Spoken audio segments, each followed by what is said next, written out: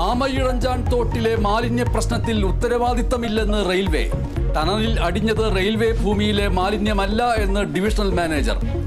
മാലിന്യ നീക്കത്തിന് അടിയന്തര യോഗം വിളിച്ച മുഖ്യമന്ത്രി. മന്ത്രിമാരും MLA-മാരും മേയറും റെയിൽവേ ഉദ്യോഗസ്ഥരും പങ്കെടുക്കും. കൊച്ചി ഇടപ്പള്ളി അമൃത ആശുപത്രിയിൽ നഴ്സിംഗ് വിദ്യാർത്ഥികൾക്ക് നേരെ റാഗിംഗ് എന്ന് പരാതി.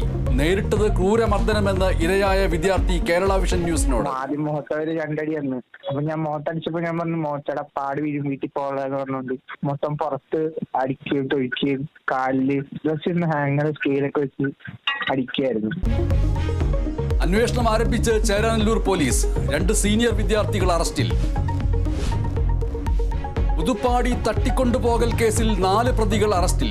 തട്ടിക്കൊണ്ടുപോകലിന് പിന്നിൽ പണമിടപാടെന്ന് പോലീസ്.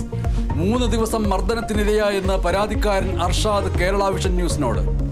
അത്യാവശ്യം നല്ലോണം ഉപദ്രവിച്ചിട്ടുണ്ട്. റിസോർട്ടിൽ വെച്ചിട്ട് അടിക്കായിരുന്നു. 2 റിസോർട്ടിൽ വെച്ചിട്ടായിരുന്നു.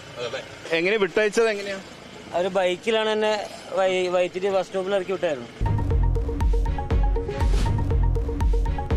സംസ്ഥാനത്ത് മഴ ശക്തം. വടക്കൻ കേരളത്തിൽ തീവ്ര മഴയ്ക്ക് സാധ്യത. ദുരിതാശ്വാസ ക്യാമ്പുകൾ ഒരുക്കാൻ നിർദ്ദേശം. മഴക്കെടുതികളിൽ 5 മരണം.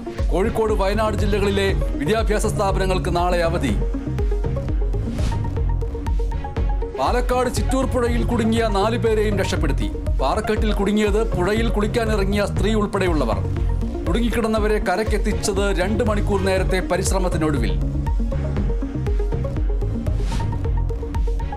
നടൻ ആസിഫ് അലിയെ അപമാനിച്ചു എന്ന വിവാദത്തിൽ പ്രതികരണവുമായി സംഗീതജ്ഞൻ രമേശ് നാരായൺ. ആസിഫ് അലിയെ കരുതിക്കൂട്ടി അപമാനിച്ചിട്ടില്ല. ജയരാജിന്റെ കയ്യിൽ നിന്ന് അവാർഡ് വാങ്ങണമെന്ന ആഗ്രഹം കൊണ്ട് ചെയ്തതാണ് എന്ന് വിശദീകരണം. വിവാദമായത് ആസിഫ് അലിയിൽ നിന്ന് അവാർഡ് വാങ്ങാൻ വിസമ്മതിച്ചത്.